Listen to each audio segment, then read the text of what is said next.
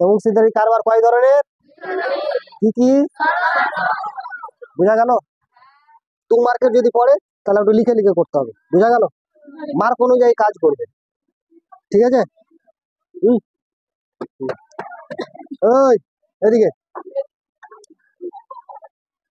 এগুলো মার্ক অনুযায়ী কাজ করবো। যেমন মনে করো কেউ বাড়িতে কাজে লাগালো, ও যদি দিবে 5 টাকা, তো 5 টাকার মতন কাজ করবে। 500 টাকা দিলে 500 টাকার মতন কাজ করবে, নাকি? ওইরকম ব্যাপার।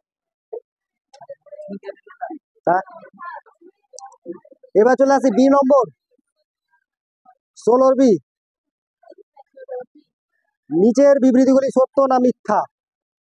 বলেছে 1 নম্বর, অংশীদারি ব্যবসা কমপক্ষে লোকের দরকার 3 জনের, সত্য না মিথ্যা? মিথ্যা। কেন মিথ্যা?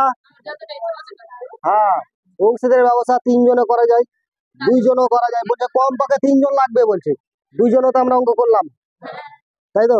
4 জন অঙ্ক করা যাবে, 4 জনও বের করা যাবে। অংশীদারি হ্যাঁ, কমপক্ষে 3 জন দরকার বলছি না, 2 জনও ব্যবসা করা যাবে, একাইও যাবে।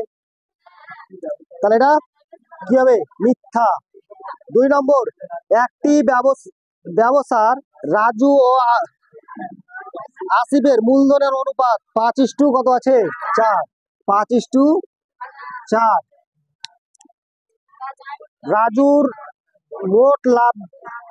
মোট লাভের 80 টাকা পেলে আসিফ পাই তাহলে কয় টাকা? আসিফ পাই 100 টাকা। আচ্ছা, রাজু পেয়েছে কয় টাকা? প্রথমের মূলধনটা, প্রথমের মূলধনটা বলেছে রাজু ও কি আসিফ নাকি? রাজু ও আসিফ, 16 মাইলের আসিফ। এই তাহলে রাজু পেয়েছে কয় টাকা? মানে 5 অনুপাতে আছে। আর আপিস পেয়েছে কত? আপিস কেন হয়ে যাচ্ছে? আচ্ছা, আসিফ কত পেয়েছে? 4, তাই তো? তাহলে এ যেহেতু অনুপাত বেশি আছে, তার এ বেশি পাওয়ার কথা ছিল। তো বই বলেছে না, এ পেয়েছে 80 টাকা আর এ পেয়েছে কয় টাকা? 100 টাকা। জীবনে এটা সত্য হবে না, হবে কি? হবে না। বোঝা গেল? এটা ঠিক যদি এরকম হতো, 100টা যদি এপারে থাকতো আর 80টা এখানে হতো, তাহলে সত্য হতো। কি করে বুঝতাম? আমি এটার সঙ্গে আমি কত গুণ করলে 80 পাবো, আমি দেখবো কত গুণ করলে 80 পাবো। শর্টকাটে বুদ্ধি বের করছি, এখান থেকে 500 লং 80, মানে 16 গুণ করলে 80 পাবো, নাকি? 16 গুণ করলে 80 পাবো। তো 5-এর সঙ্গে 16 গুণ করে যেহেতু 80 পেলাম, তাহলে 4-এর সঙ্গে 16 গুণ করবো। 4 কত হবে? 64। তাহলে 80 এখানে হলে 64, তাহলে ঠিক ছিল, নাকি? তো এখানে কি করেছে? 100টা, মানে 100টা এখানে দিয়েছে, মানে এটা কি হবে? মিথ্যা হবে। তার মানে কি 100টা এখানে হতো, যদি 100টা এখানে হতো আর 80টা এখানে হতো, তাহলে সত্য হতো। তাহলে এখানের সঙ্গে কত গুণ করলে 100 হতো? কত গুণ করলে? 20। 5 20 100। তাহলে এখানের সঙ্গে কত গুণ করতাম? 20। তাহলে কত হতো? 4 20 80। তাহলে সত্য হতো, বুঝা গেল? মানে উলট পালট করে দিয়েছে, তার মানে এটা হবে মিথ্যা। সিম্পল হিসাবে দেখছি যে এ দিয়েছে 5 অনুপাতে, এ দিয়েছে 4 অনুপাতে, এর কোনোদিন 80 হয়? ওর টাকা দিয়ে বেশি আর ও পাবে কম, হবে? এটা তো অদ্ভুত গেল, চিনি দিয়ে যাচ্ছি আর মিষ্টি হচ্ছে না, এরকম হয়ে গেল। একলা একটা গাছ পাওয়া যায় কোথায়? আমাদের মাঠের ওদিকে ছিল, ওই গাছটা যদি একটু খেয়ে নেওয়া যায়, তারপরে চিনি খেলে মিষ্টি লাগে না, যতই চিনি মুখে দিই মিষ্টি লাগবে না। গাছটার নাম ভুলে গেছি, তো বাড়ির পিছন দিকে আছে।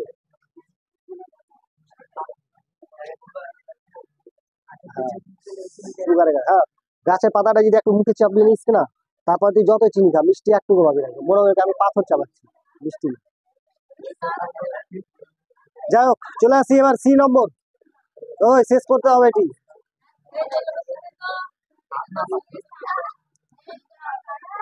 ওই সি নম্বর,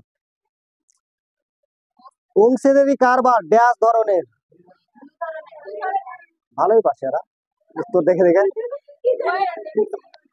অংশীদারি কারবার কয় ধরনের? 2 ধরনের। কি কি? এটা কেউই জানা নাই, নাকি? এটা হলো সরল আর একটা হলো মিশ্র।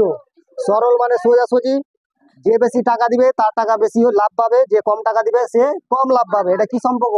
সরল। মিশ্র, মিশ্র কোনটা? শর্ত থাকবে, কোনো একজন টাকা বেশি দিয়েছে, একজন টাকা কম দিয়েছে, কিন্তু ওই শর্ত ছিল যে ব্যবসায় যা লাভ হবে, যে কাজ করবে সে টাকা বেশি নিবে, ঠিক আছে। আর যে কাজ কম করবে, যেমন পিঠে একটা এর অঙ্ক করলাম না, ড্রাইভার আর কন্ট্রাক্টরের দিয়ে একটা অঙ্ক করেছিলাম তো, ওই যে কন্ট্রাক্টর আর ড্রাইভার, যে ড্রাইভার ছিল সে টাকা 3 অনুপাতে দিচ্ছিল, আর যে কন্ট্রাক্টর ছিল তারা 2-2 অনুপাতে দিচ্ছিল তো। তারপর এরকম যদি শর্ত থাকে তাহলে সেটা হবে মিশ্র, মানে কম বেশি হয়ে যাবে। হয়তো টাকা বেশি দিল, কিন্তু শর্ত দেওয়া ছিল বলে ও টাকা, যে টাকা বেশি দিয়েছিল সে কম পেয়ে গেল, আর যে টাকা কম দিয়েছিল সে কাজের জন্য আবার বেশি টাকা পেয়ে গেল। তো শর্তটা ছিল কাজের জন্য টাকাটা বেশি পেয়ে গেল। তো এরকম একটা শর্ত থাকলে এটা কি সম্পর্ক হলো? মিশ্র সম্পর্ক। তো অংশীদারি কারবার কয় ধরনের, কি কি বোঝা গেল? তারপরে 2 নম্বর, অন্য কোনো শর্ত ছাড়া অংশীদারি ব্যবসায় অংশীদারিগণ সমান সময়ের জন্য মূলধন নিয়োজিত করলে তাকে ড্যাশ অংশীদারি কারবার বলে।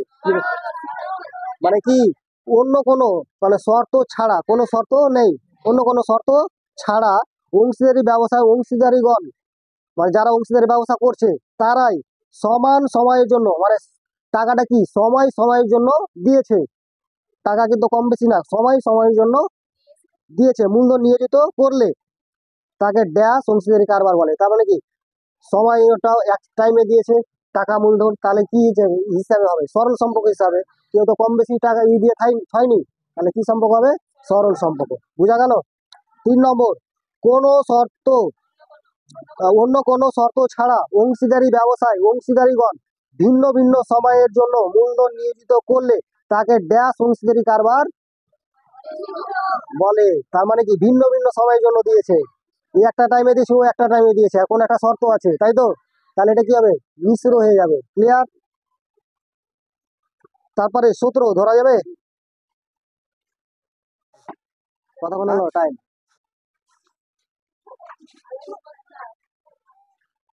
আরো 10 মিনিট, আরো 10 মিনিট আছে, চলে আসি।